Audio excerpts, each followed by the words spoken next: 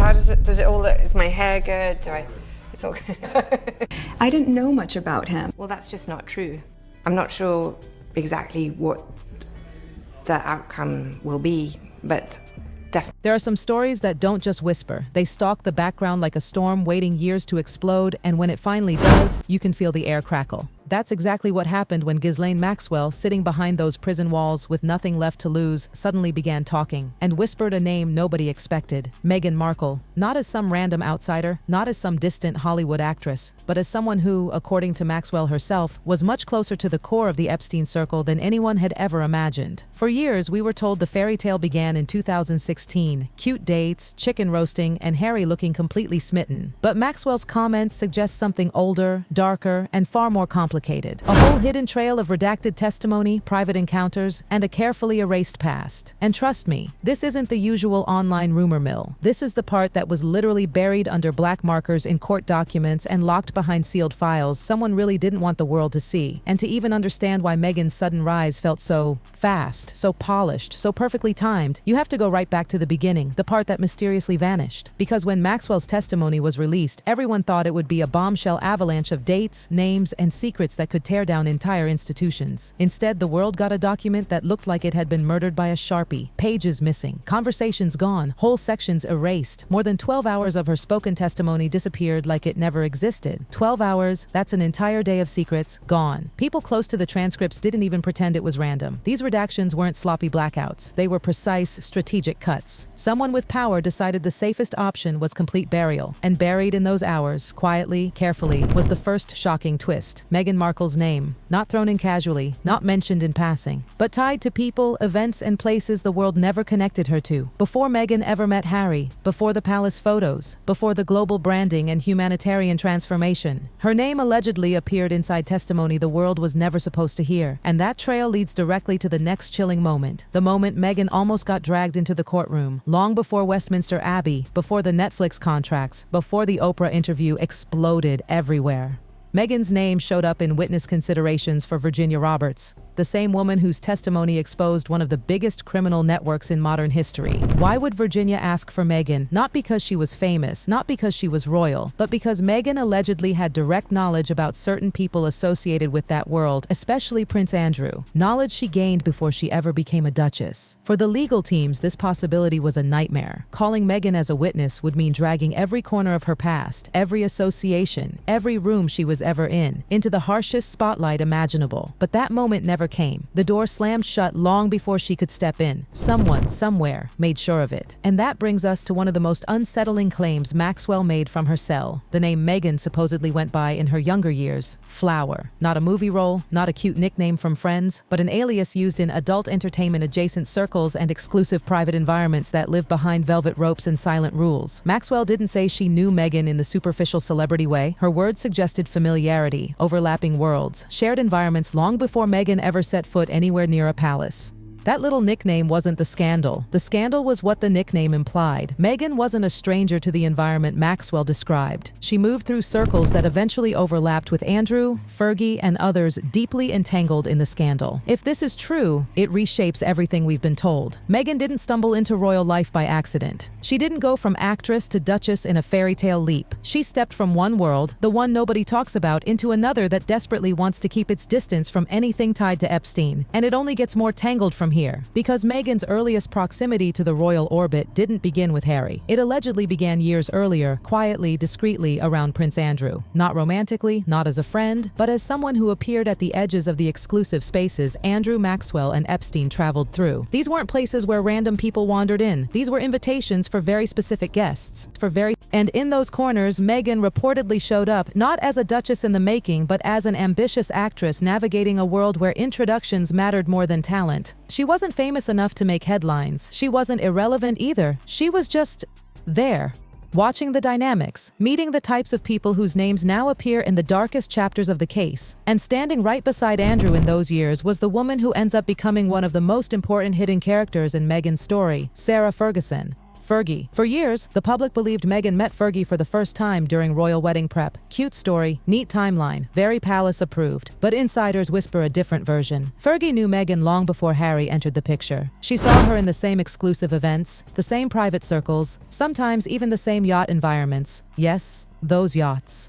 The ones where powerful men and carefully selected guests mingled under dim lights and absolute silence.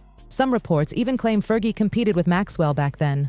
Not for romance, but for influence, for position, for access to the very people who shaped careers, deals, and reputations. And here's where it gets strange. At one point, insiders say Fergie actually blocked Meghan from getting too close to Andrew once Meghan started gaining fame. Protection? Jealousy? Strategy? Nobody knows. But what's clear is that Fergie knew exactly who Meghan was and what circles she came from before the royals ever pretended to meet her for the first time. And that brings us straight to the night everything changed. The night Meghan and Harry's worlds collided. Nothing about that meeting was random, not with Soho House involved. Soho House wasn't just a club. It was the place where careers transformed overnight, where introductions were curated, where being inside the right room at the right time could rewrite your destiny. And at the center of that world was billionaire Ron Burkle, someone whose connections quietly overlap with powerful networks, including ones Maxwell hinted at. In 2015, Soho House opened a new location in Istanbul. It wasn't a party. It was an event, a magnet for people with money, influence, status, and ambition. Prince Harry was there, Prince Charles was there, and Meghan Markle, she was there too. Different people tell different stories about how she got in. Some say a friend invited her. Others whisper Ron Burkle himself facilitated certain introductions. But the conclusion remains the same. Meghan's meeting with Harry wasn't a magical coincidence. It was an intersection created in the perfect environment. Lights, glamour, exclusivity, the kind of atmosphere where people reinvent themselves overnight. And that's exactly what Meghan did. Within a year, she went from actress to humanitarian princess-in-waiting, from flower to future duchess. A transformation so rapid people quietly asked, who coached her? Who polished her? Who opened the doors? Because in those high-level circles, nobody rises that fast alone. But for every rise, there's always a counterforce. And for the royal family, that force was Prince William. Not out of jealousy, not out of family drama, but because William sees Meghan not as an outsider, but as someone who knows too much about the old Epstein-linked social world. The monarchy is desperately trying to wipe clean. When Andrew tried attending church at Balmoral, William intervened instantly. If he comes, I don't. Andrew left. That wasn't drama, that was a message. William will not allow remnants of those circles anywhere near the monarchy. Not Andrew, not Fergie, and certainly not Meghan. Not because of what she did, but because of what she witnessed. And the darkest part of the story, the piece that whispers behind every accusation, takes us right back to the beginning. A yacht, a warm night, powerful men, silent conversations, golden lights reflecting on the water, and a young woman known as Flower stepping into a world she didn't yet understand would follow her for life. From that moment on, her path shifted forever, and every face she met, every whispered conversation, every connection made in those hidden spaces quietly shaped the destiny she walked into years later when she met Harry. That's why the redactions matter. That's why Virginia Roberts wanted her as a witness. That's why Maxwell's words rattled the world. And that's why the royal family stands sharply divided, because Meghan Markle isn't dangerous for what she's done. She's dangerous for what she knows. And the storm that started on that yacht isn't finished yet. And the deeper you go into this story, the more you realize that nothing about Meghan's rise was accidental. People around those circles whispered that her entrance into Harry's life wasn't just lucky timing. Someone had been helping her pivot, polish, and position herself long before she ever shook hands with a single royal.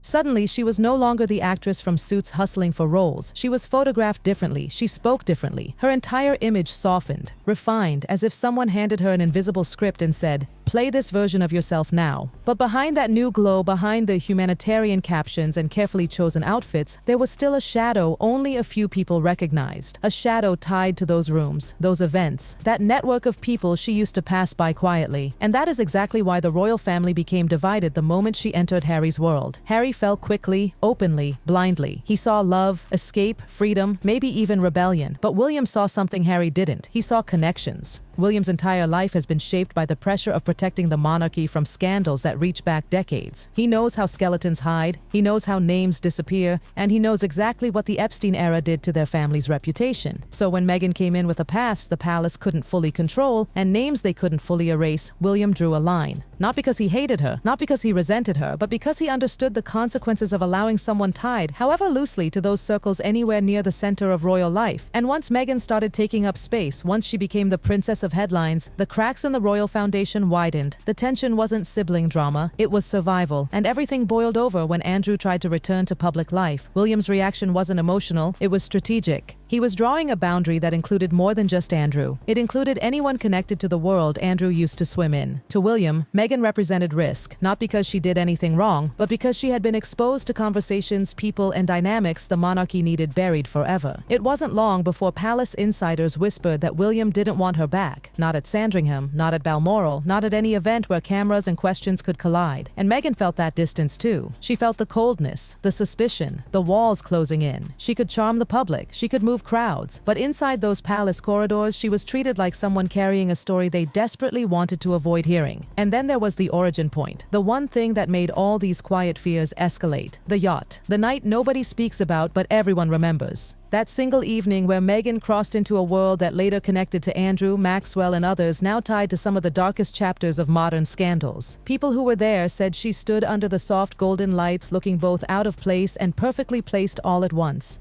Young, ambitious, unaware of how those introductions would follow her.